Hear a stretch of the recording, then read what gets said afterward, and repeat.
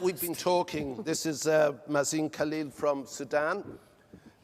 He was brought up in Liverpool, Falkirk, Dundee, Dubai. He lives and works in Sudan. He's invented this incredible modern health device that is now spreading out throughout Africa and throughout the Middle East, and certainly will be in Europe and the United States sometime soon. He's got a company called Sudame Med. I'll get him to explain it himself. Yeah. Currently, it's valued at $138.7 million. He's a doctor, he's a surgeon. He comes from a family of medics. I asked him, could I get in on his business? If there was any chance of me getting a few shares? He said, no, thanks. Thanks, Mazin. Very nice of you to look after your mates. Here he is. He's a very brilliant guy. Mazin.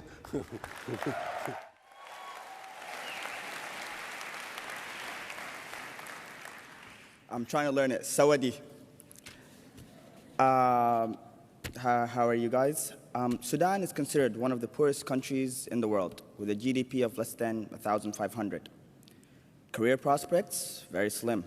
Sudan is now seeing the greatest recorded history of brain drain, with an estimated 80% youth looking for jobs outside of the country. As a freshly graduated doctor, I actually stumbled into the world of careers, paychecks, and making my own money with a sense of awe and excitement. That cliche, this is the first day of the rest of your world, was actually true, or rest of your life, sorry, was actually true. It was the first step towards the realization of all my dreams. I was on the path to becoming a world-renowned doctor, surgeon, and with all that that brings, the big house, the cars, the money, maybe even someday a private jet. Yeah, don't laugh, because so after 8 months of being unemployed, you can imagine how the dreams became a little bit dull. I finally got a job in a teaching hospital. I was making the equivalent of $80 a month. When I talked to my friends and colleagues living in other countries, UK, US, etc., I found out they were making between $4,000 to $7,000 for the exact same job. The dream changed. The dream now became to leave the country and go get those jobs, just like almost every young doctor in Sudan. A year after I graduated, and with meager savings, a couple $1,000, from doing a range of odd jobs while being a doctor, I established Sudame Med, a company that is dedicated to providing healthcare solutions. Within the last 3 years, we have grown to almost 700 employees. We operate in 9 countries, and we have been the recipients of 7 international awards, including the MIT Best Startup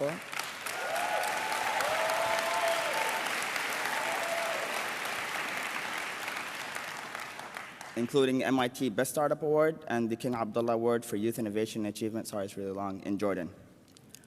Being a global or multinational company, we are exposed to the inequality of labor rights, pay structures, cultural norms between the different countries we established in. Some countries, like my own, have very low standards of pay, while other countries that we work in, for example, the UAE, have much higher standards, especially for technical or managerial work. A programmer working in Sudan, for instance, might get paid 10 times less than a programmer in our company working out of our Dubai office. Many global corporations take advantage of the lack of labor rights, labor laws, worker rights, and the cheap labor of developing countries. We all know examples. For example, Microsoft and their call centers in India, Nike, Adidas, and their sweatshops that were in China and Thailand, where people would get paid about $1 a day. When I have a friend in Arizona that flips burgers for McDonald's and gets paid $9 an hour. The reason? Profitability. And while this is profitable in the short term, I'm confident that this is both wrong and not in the best interest of a company in the long term. We as a company found this to be unjust, and also realized that while our largest employee base was currently in Sudan, we were losing a lot of our best employees to the Gulf, to Europe, to the States. After actually spending time and money training them, Our employee turnover in Sudan was at least 50 times more than it was in Dubai. We knew we had two choices. Either keep losing our best employees or make a change. I also remembered that feeling of inadequacy when comparing my salary my salary in Sudan to my salary of my friends in the US or the UK. It actually undermined my personal dignity. This is when we adopted the standard pay policy that has been in effect since January 2015. No matter which office, which country, based on the highest salary available, all equivalent employees, for example, programmers, would get paid the same. Today, we're proud to announce that we have an employee satisfaction.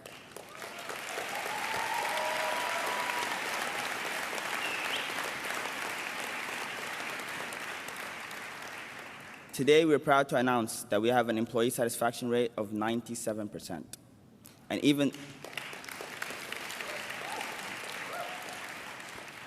even though our overheads have increased dramatically, we reached record sales. From last year till today, we have made a 1,200% increase in sales.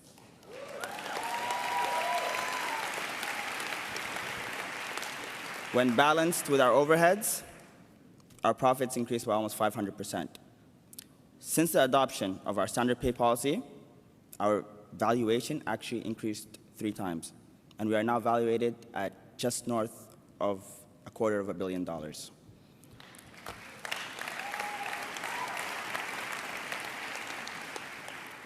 The old norms, rules of using cheap labor to increase profitability, doesn't have to be true.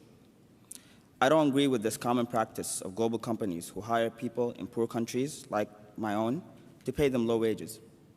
Global business has a responsibility to not hold back poorer nations trying to overcome poverty by exploiting cheap labor and slowing the growth of the economy with low wages. Richard Branson once said, "Take care of your employees and they will take care of your business." SudaMed is living proof that that is 100% true. From this summit, I wanted to make a personal request. To all those here that are working in multinational corporations around the world, challenge your employers. Challenge for fair pay and equality. Let us move forward as a world. Let's abolish the terms first world country and third world country. Thank you.